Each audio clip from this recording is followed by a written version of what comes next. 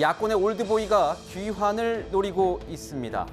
최근 서해 공무원 피격 사건으로 검찰에 소환돼서 조사를 받았던 박지원 전 국정원장의 이야기입니다. 지난달 더불어민주당에 복당을 신청한 것으로 알려졌는데 더불어민주당은 결론을 내리지 못하고 추가 논의를 이어가기로 했습니다.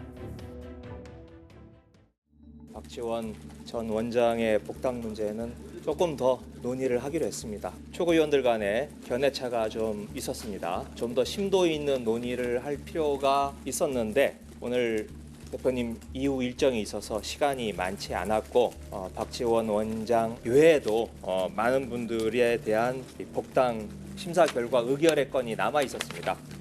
예를 들면 양정숙, 양향자 이런 분들에 대한 복당 신청이 올라와 있는데 이야기를 하다가 중단을 했습니다.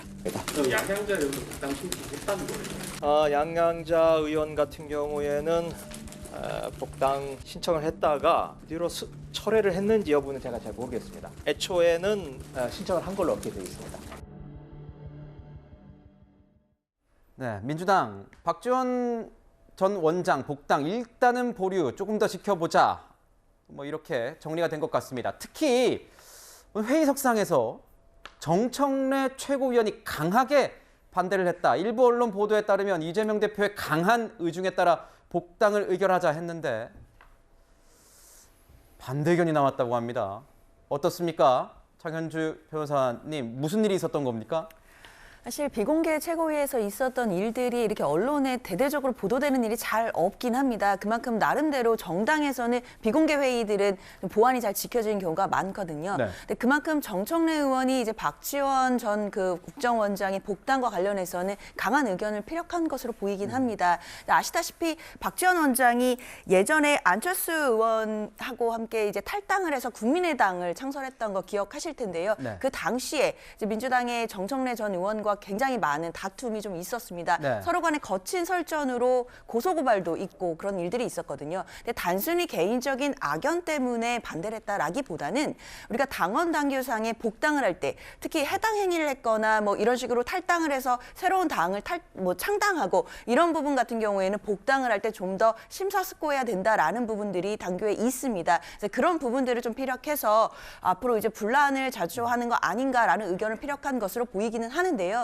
그런데 제 개인적인 생각에는 비공개 최고위에서 누군가가 정말 반대를 할 거라면 저렇게 공개가 되질 않습니다. 제가 생각했던 경험상에서 봤을 때는 비공개 회의에서 반대했다는 목소리가 보도가 되면 역설적으로 또 합쳐져서 함께 또 화해가 되는 국면들이 많기 때문에 저는 오히려 복당 가능성이 열려 있다라는 개인적인 의견을 드리겠습니다. 그렇다면 우선 현재 상황까지만 우선 짚어보도록 하겠습니다. 이현정 의원님, 지금 보면 친명계 쪽에서는 이재명 대표를 포함한 야권에 대한 이 정권의 탄압이 굉장히 노골화되고 있으니 대여 공세 이 화력을 위해 특히 박지원 전 원장이 언론에서도 많이 또 인터뷰어로서 활동을 하고 있으니 뭉쳐야 한다. 여기서 이제 복당을 하자 이런 게 있고 아니다. 박지원 전 원장 들어올 경우 당 분란만 만든다 이런 얘기가 있는 것 같아요. 어떻게 보세요? 근데 이 박지원 원장의 그 복당 문제가 저는 단순한 해프닝이 아니라 봅니다. 지금 민주당이 처하고 있는 여러 가지 상황들을 아주 상징적으로 보여주고 있다. 자, 첫 번째는 이재명 대표가 강하게 박지원 전 원장의 복당을 희망하고 있음에도 불구하고 최고위원회에서 통과가 안 됐다? 이거는 굉장히 있을 수 없는 일이죠. 거기다 정청래 의원 같은 경우는 요즘에 친명계로 분류되고 그러니까요. 본인이 수석 최고위원이라고 이야기를 하지만 나머지 최고위원들도 다 친명이라고 이야기하지 않습니까? 그렇다면 한 사람 반대 때문에 못했다? 그러면 이재명 대표의 리더십이 먹히고 있지 않다는 이야기죠. 더군다나 다 친명계 지금 최고위원들이 있는데 본인이 밀어붙이면 될 문제를 전혀 예를 들어서 이게 통과되지 않고 있다는 그럼 사실 그러면 당대표가 그러면 정청래 당대표입니까? 아니잖아요. 근데 한 명이 당대표가 저런 강한 의지를 갖고 있는데 지금 그냥 모든 게 다 통과가 됐는데 근데 저걸 공개적으로 벌써 2번씩이나 저렇게 반대를 해서 취소시킨다?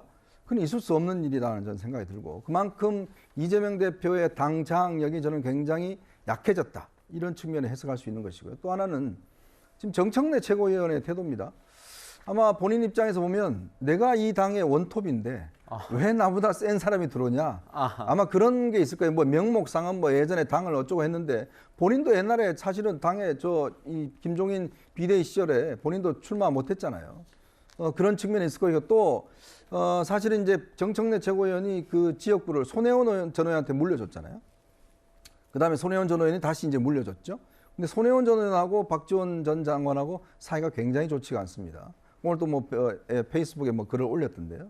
그러니까 그런 복잡한 사정을 사실은 당 대표가 이거는 뭐 무조건 가야 됩니다. 왜냐하면 이재명 대표 입장에서는 자기를 지금 옹호해 준 사람이 당내에서 별로 안 보여요.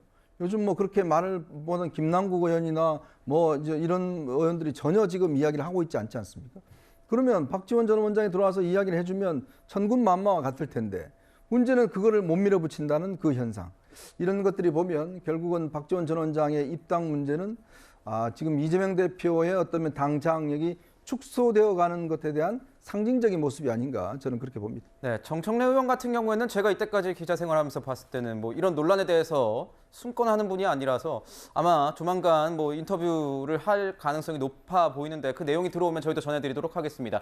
그런데 김의겸 민주당 대변인이요, 이 박지원 전 원장 외에 복당 심사를 논의 중이라고 밝힌 또 한 명의 의원이 논란이 되고 있습니다.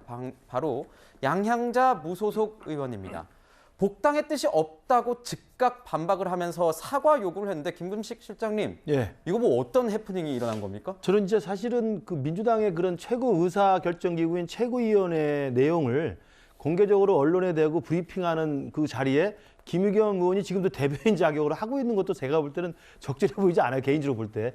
너무나 많은 논란을 지금 양산한 장본이기 때문에 민주당의 입 역할을 하는 겁니다. 그 민주당의 의사결정의 최고의 브리핑을 하는 그 결정하는 그 대변인 역할을 하는데 과연 김의겸 의원이 계속 나오는 게 좀 맞느냐는 생각이 있고요. 그럼에도 불구하고 자리라도 했으면 좋겠는데 오늘도 실수를 한 거 아닙니까?